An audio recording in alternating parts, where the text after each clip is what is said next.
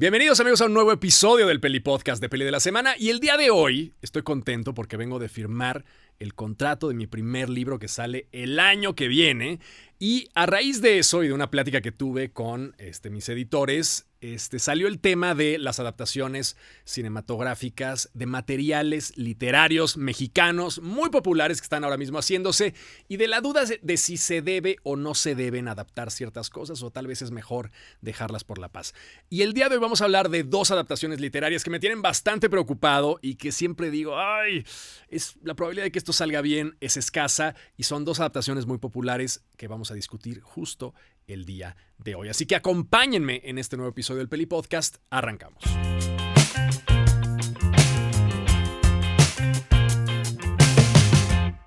Bueno, vamos a empezar hablando de cine y literatura. Ya hemos hecho, creo yo, que un episodio de cine y literatura en el Peli Podcast. Hemos hablado de varias adaptaciones que han funcionado, las posibilidades de la literatura como disciplina artística y de ciertas cosas que la literatura es capaz de hacer y que el cine no es capaz de hacer y viceversa, cosas que el cine es capaz de hacer y la literatura no es capaz de hacer. Son artes distintos. Ahora, actualmente hay una moda que lleva ya varios años de intentos de adaptar obras literarias muy importantes, obras literarias canónicas, por decirlo de alguna forma, del idioma español a ya sea series, ya sea películas. Yo empecé a escuchar, hemos visto varias adaptaciones literarias del boom latinoamericano, pequeños cuentos de Juan Rulfo que se han adaptado. De hecho, justo hace poco me enteré también, hace una semana, que van a adaptar en ViX El Gallo de Oro, que es un guión que escribió Juan Rulfo y lo van a hacer una serie. Y dice uno, bueno, podrías pensar que a lo mejor El Gallo de Oro pues tiene toda esa parte, digamos, visual que Juan Rulfo ya pensó como para un guión, como para hacer algo que no solamente fuera un cuento, sino que fuera un cuento adaptable a una especie de guión cinematográfico. Entonces, ya con eso en mente, podrías tú pensar, bueno, sí, en efecto, El Gallo de Oro puede ser una buena idea llevarlo a un material audiovisual, que de hecho ya ha sido llevado a la pantalla, pero pues nuevamente en una especie de remake, va. Pero dentro de esa obsesión o dentro de ese deseo, dentro de esa necesidad, digamos, de generar contenidos nuevos en material audiovisual, se han empezado a barajar la posibilidad, digamos, de adaptar obras que no son precisamente El Gallo de Oro, sino que son novelas básicamente inadaptables. Es un tema que a mí me seduce bastante porque, claro, cuando uno se pone el reto de decir, bueno, a ver, de entrada, todo el cine, de alguna forma, está basado en material literario, ¿no? O sea, de alguna forma, todo lo que nosotros consumimos, pues sale o surge de un guión escrito que se imagina ciertas escenas, que tiene una cierta traducción visual, audiovisual, y entonces, pues a partir de una serie de diálogos y de una contextualización de una historia en un papel, pues tú generas una película, ¿no? Entonces, el material escrito es indispensable, ¿no? A menos que estés haciendo una película super punk en donde no hay guión y simplemente sales con tus amigos, te subes una patineta y entonces empiezas a filmar cosas que están sucediendo al azar y de repente luego editas y salen cosas interesantes. Pero si no es eso, si no es videoarte, si no es una cosa tremendamente punk, si no es Richard Kern, pues entonces tienes una estructura guionizada que pues es básicamente una derivación de un producto literario, ¿no? Y en algunos casos, esa derivación del producto literario pues es básicamente una novela. Me acuerdo de Persona, de Ingmar Bergman, que es un guión cinematográfico que si ustedes lo agarran, lo compran en su formato físico, pues prácticamente uno está leyendo un material literario como si fuera una novela, ¿no? Y es fantástico, ¿no? Ahora, en ese sentido, hay una gran cantidad de obras latinoamericanas que son tremendamente famosas, tremendamente ambiciosas dentro de su punto de vista novelado, y al mismo tiempo que siempre han estado en la mente de todos aquellos que dicen, oye, ¿qué tal estaría hacer una adaptación? Estaría buenísimo hacer una adaptación cinematográfica de esta novela, de esta... ¿Por qué no adaptamos 100 años de soledad? ¿Por qué no adaptamos 2666? Etc, etc, etc, ¿no? Y durante décadas se han barajado tal vez 5, 6, 7 proyectos muy grandes que de momento, afortunadamente, no se han logrado concretar del todo y que yo llevo escuchando desde hace siglos. Pero por primera vez, Uno de ellos está a punto de ocurrir, y tan está a punto de ocurrir que ya terminó de filmarse, ¿no?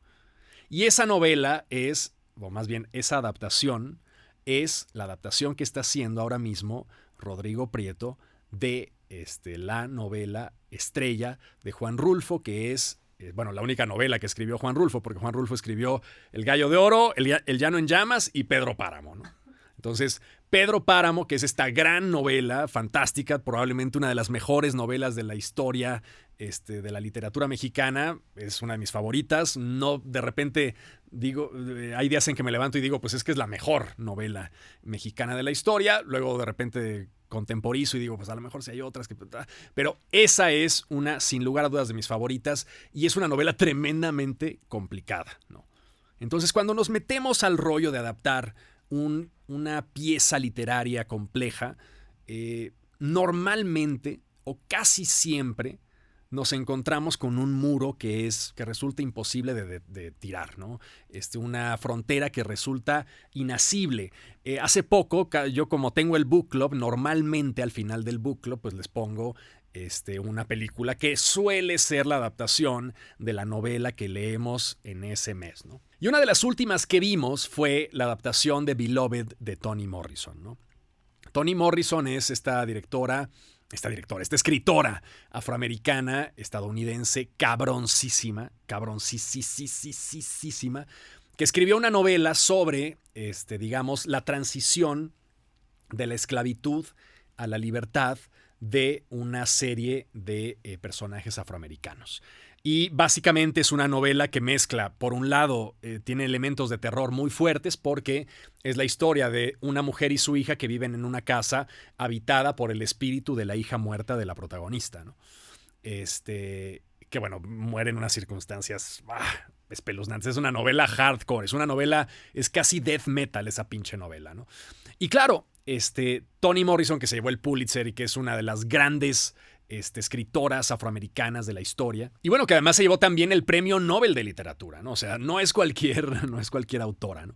Y claro, la novela tiene una estructura en donde poco a poco se nos van revelando cosas. O sea, digamos, es una de esas clásicas novelas en donde la primera sección, el primer capítulo, los primeros 2-3 capítulos, básicamente ponen sobre la mesa toda la historia. Y el chiste de la novela es ir entendiendo cómo ese entramado, que ya sabemos perfectamente qué pasó, o más o menos bien qué pasó, tenemos que ir descubriendo la relación de cada uno de los personajes dentro de ese entramado general. Y el chiste de la novela es enterarnos no del overall de la novela, no de toda su extensión que se plantea luego a lo largo en los primeros 3 capítulos, sino de las pequeñas sutilezas del caos, del horror, del tremendo drama que viven estos personajes a partir de pequeños detalles que se van revelando conforme la novela va avanzando. Entonces es una novela que va del presente al pasado, del pasado al presente, vas haciendo saltos temporales muy complejos y que precisamente ahí está lo interesante de la novela, ¿no? Porque si tú le quitas, digamos, esa estructura, primero, por un lado, la poética del lenguaje, que es algo que difícilmente se puede traducir a imágenes. O sea, hay una poética del lenguaje español o del lenguaje inglés, en este caso, de Toni Morrison. Hay una poética del lenguaje y luego hay una poética de la imagen. Y estas dos no necesariamente tienen una correspondencia directa, ¿no?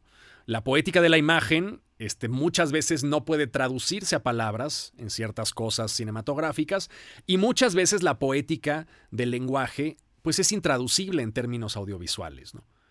Y un poco viendo esta adaptación, que no es mala, la verdad es que no es mala la adaptación de Beloved, pues no deja de ser el clásico ejemplo de una película que dices, ok, no es una mala película, pero claro, si acabo de leer yo la novela, el material novelado es infinitamente superior. Raras veces ocurre el hecho de que una novela como muy grande, y sobre todo ocurre en novelas de corte pop, como por ejemplo El Padrino. El Padrino, la primera novela de Mario Puzo, que se convirtió en película que Francis Ford Coppola adaptó de forma muy brillante, pues es una adaptación tremendamente interesante porque si ustedes leen El Padrino, el primer volumen, digamos El Padrino 1, de Mario Puzo, es básicamente el guión de la película.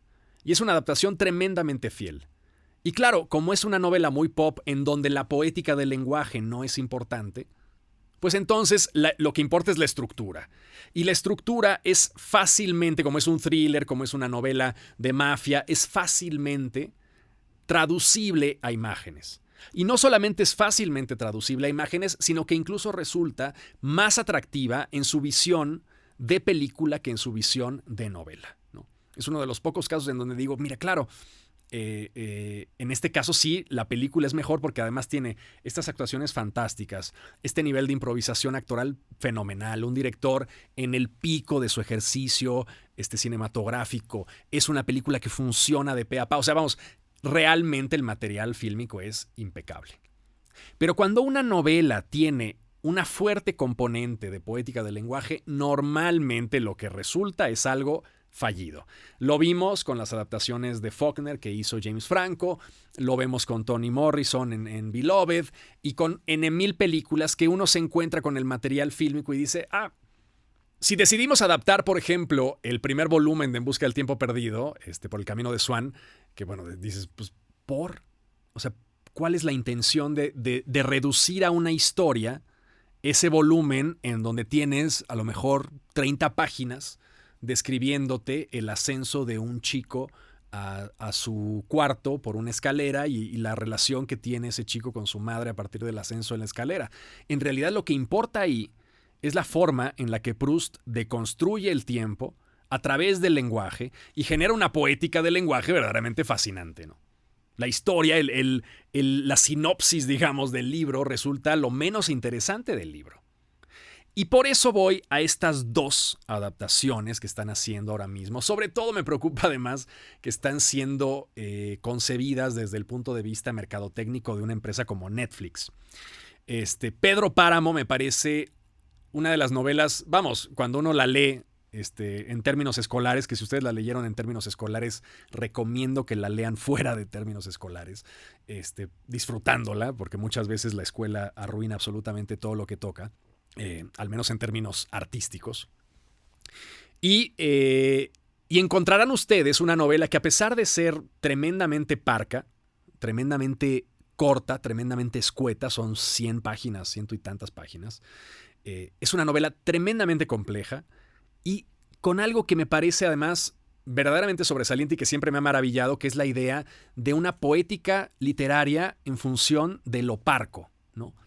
De la no adjetivación, de una novelización que es tremendamente directa, tremendamente sintética, como si le quitas absolutamente toda la paja, digamos, rimbombante de lo más descriptivo que tiene el lenguaje español, ¿no? O sea, retiras todo eso y queda la esencia. La anécdota un poco de Rulfo es que Rulfo desarrolló una novela de 350 páginas y luego, después de terminarla, se puso a cortar, ¿no? Y entonces le dijeron, güey, está muy bien. Ya no sé si fue con Arreola o con quién fue. Y le dijo, güey, está muy bien tu novela, pero pues, ¿por qué no la editas, cabrón? Y entonces Rulfo empezó y empezó a cortar. ¡Pum! Y vamos a quitar eso. Total, hizo un destazadero, porque a final de cuentas se quedó con el core, ¿no? El núcleo, lo más esencial de esa novela, ¿no?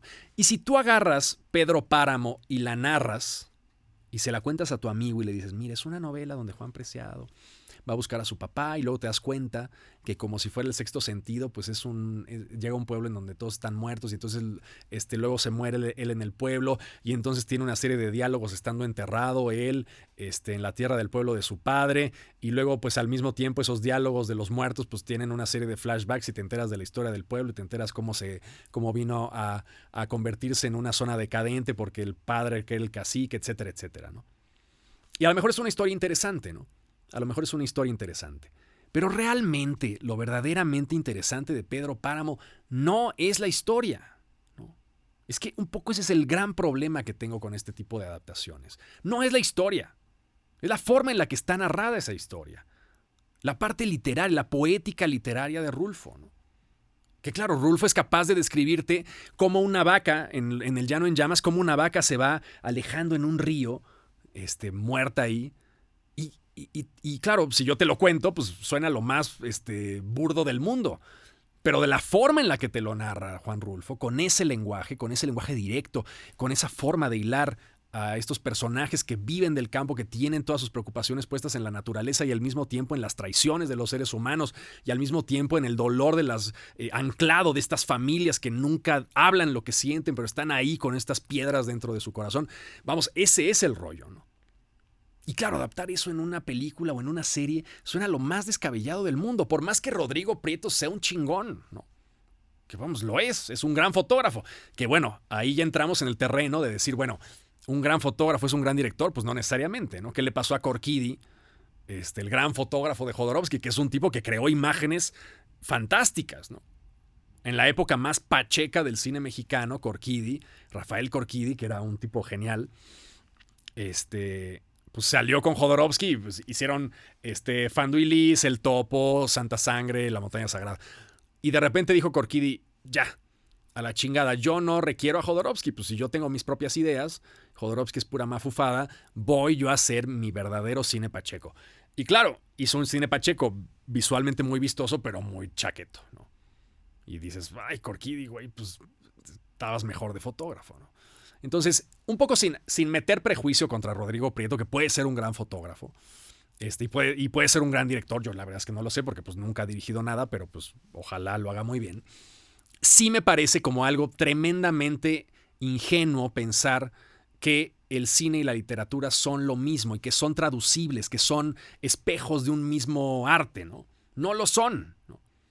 Y en la antítesis de la traducción, o de la traducción cinematográfica de Pedro Páramo que está haciendo Rodrigo Prieto, está otra traducción que es la de Temporada de Huracanes, de Fernanda Melchor, ¿no? Un libro que le ha ido cabrón. Hoy que hablaba con estos editores, me decían, pues porque ellos editaron el libro de Fernanda, y me dicen, güey, es que le fue cabrón, o sea, ha sido un libro tremendamente exitoso. Y yo les decía, me sorprende muchísimo que un libro tan tosco, o sea, tan violento, no es que sea un libro tosco, al revés, es un libro muy refinado, pero es la refinación de la violencia, ¿no? Pero un libro tan violento, tan profundamente violento, es esencialmente violento, es agresivo en todos los sentidos, conceptualmente, teóricamente, filosóficamente, visualmente, ¿no? Es un libro de una pinche violencia encabronada, ¿no? O sea, es de los libros más duros que he leído yo en años, ¿no?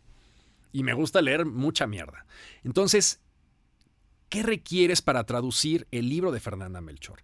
Que a diferencia del de Rulfo, es un libro que uno podría pensar, ok, es un libro más cinemático, ¿no? Es un libro que no tiene tanto, digamos, esta parte de complejidad en el sentido que, vamos, es que Pedro Páramo no me imagino ni siquiera cómo desglosas el guión. O sea, cómo partes estas historias, cómo las vas a hilar si no puedes realmente meterte en esta atmósfera onírica de muertos hablando consigo mismos, ¿no? En el caso de Fernanda Melchor es un libro más aterrizado en el sentido de la realidad, pero al mismo tiempo tiene la gran complejidad de que su atractivo primordial es justo el diálogo que los protagonistas tienen dentro de sus propias cabezas consigo mismo y con lo que los rodea. Entonces, ¿cómo vas a traducir eso? Siento que es un libro que podría traducirse más, ¿no? Que digo, bueno, a lo mejor es un libro que puede funcionar un poco mejor. Pero ahí viene otro aspecto fundamental del libro. Que si tú traicionas su nivel de violencia y lo rebajas para una audiencia que quiere estar viendo Netflix mientras está cenándose unas quesadillas, pues entonces estás traicionando el libro. Porque yo no me imagino el asesinato de la bruja en el libro de Fernanda Melchor de una forma que no sea desde una puta brutalidad enloquecida. O sea, una escena que te deje asqueado, una escena que te deje absolutamente con el estómago revuelto, ¿no? Y eso no es el cine de Netflix. El cine de Netflix es apto solamente para la gente que quiere pues, sentarse a ver una película de terror light mientras está comiéndose un hot dog o viendo la tele mientras están haciendo otras cosas. O sea, es digamos, un perfil de espectadores, un perfil de la compañía, que es básicamente cine facilón, series facilonas, todo muy facilón, para que tú puedas pues, existir mientras de manera agradable, ¿no? Pero si tú metes una película que te deja exhausto, que te deja asqueado, que te deprime, que te parece grotesca, como el libro de Fernanda Melchor es durísimo, ¿no? Uno lo lee y dice, Dios, qué cabrón, ¿no? Y tiene escenas que uno se las imagina desde o al menos yo me las imagino desde la más encabronada suciedad, ¿no? O sea, tendría que ser un director o una directora tremendamente perverso, el director o la directora de Temporada de Huracanes. Y veo que es Elisa Miller y digo, bueno, Elisa Miller ha hecho cosas padres, se llevó, su mayor éxito fue un corto que hizo en el 2007, que se llevó la Palma Dorada, no sé cómo le llaman, a la Palma de Oro de cortos en el Festival de Cannes, y creo que es una directora que tiene mucho talento, pero sí veo eso y digo, Dios, o sea, en su cine, que tampoco es que sea o sea, no tiene muchas películas, pues es una directora joven y talentosa, pero no veo el nivel de mierdez que tienes que tener para adaptar de la manera más perversa un libro que es profundamente perverso, ¿no? Un libro cuya esencia es justo la suciedad, ¿no? El horror, el odio. Es una novela escrita desde el odio, desde la puta furia, ¿no? Entonces, ¿qué van a lograr con una adaptación netflixiana de Temporada de Huracanes? Pues algo espeluznante, ¿no? Pero espeluznante en el peor sentido, espeluznante en el sentido de rebajarle a la violencia, de simplificar, ¿no? Y cuando tú agarras un material fílmico para simplificar algo literario, pues realmente lo que te va a salir pues es algo, pues una simplonada, ¿no? Que dices, güey, mejor lee el pinche libro, mejor ponte a leer a Rulfo que estás viendo esta madre. Entonces, este es un podcast, un episodio, que surge desde la más absoluta ignorancia, porque yo no he visto ni Temporada de Huracanes, ni la nueva de Pedro Páramo. Pero en función de todo lo que hemos visto, en función de las adaptaciones literarias que hemos visto, y siempre que uno se enfrenta justamente a ese tipo de libros adaptados cinematográficamente, intuimos que la adaptación cuando menos va a representar un reto complicado. Y muchas veces se antoja un desastre anticipado. Espero que no sea así. Como esto hay muchas otras cosas. Van a ser la serie de 100 años de soledad. Yo digo, por la misma historia.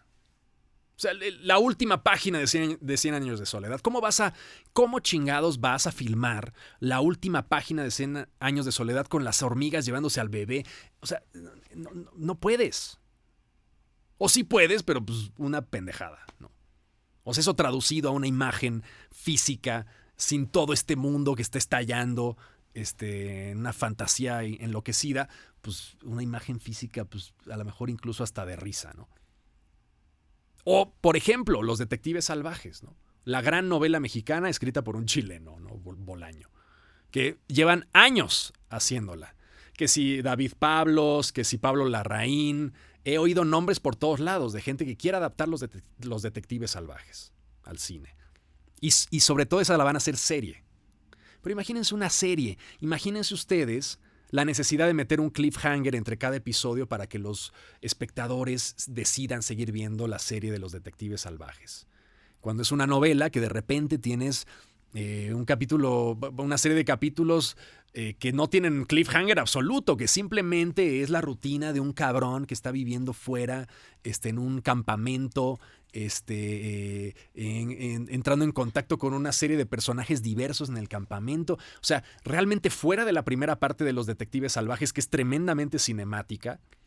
Este momento en el que están estos estudiantes de literatura tratando de encontrar una Cesárea Tinajero y de repente hay esa primera parte es fantástica, que sí me la imagino como filmada porque es como muy cinemática, pero después viene el 60% restante del libro hasta que vuelven a cerrar, digamos, con ese retorno a la primera parte, con el descubrimiento de Cesárea. Pues es una cosa con una poética literaria fantástica, pero sin cliffhangers, sin absolutamente nada que te pueda mantener interesado, mediante una adaptación cinematográfica tradicional de una serie con actores que están ahí. Imagínense ustedes a Mario Santiago Papasquiaro, representado en este viaje europeo, pues leyendo ahí y filosofando sobre qué está haciendo en el departamento. O sea, vamos, es tremendamente atractivo en la novela porque la forma de escribir de Bolaño es fantástica, pero pues eso traducido a una serie de imágenes pues resulta de lo más absurdo posible, ¿no? Y tal vez por eso no se ha llevado a cabo. En fin, lo bueno de este podcast es que lo van a poder guardar, lo van a poder archivar. Y cuando se estrene Pedro Páramo, si es que se estrena, porque ahora Tenoch como está cancelado, que creo que ya no sé si es el protagonista de la película o no, pero bueno, pues es un papel importante seguramente. Pues ya no sé si la vayan a sacar, supongo yo que sí, porque ya está terminada, o sea, ya se acabó de filmar. Y bueno, no sé, pero la veremos, supongo yo. O sea, hay manera de comprobarlo. Y también seguramente veremos la de temporada de huracanes. Así que, como dirían antes, guarden este post, guarden este podcast y lo escuchan nuevamente cuando se estrene en Netflix tanto temporada de huracanes como Pedro Páramo. En fin, espero equivocarme. Yo sería el más feliz del mundo diciendo, no mames, qué cabrón adaptación. Pero, por desgracia, y dada la experiencia que tenemos todos, porque no es que yo sepa algo que ustedes no saben, ustedes han visto esas adaptaciones también, sospecho que no va a ser así. En fin, les mando un abrazo y nos vemos la próxima semana con un nuevo episodio del Peli Podcast. Hasta luego.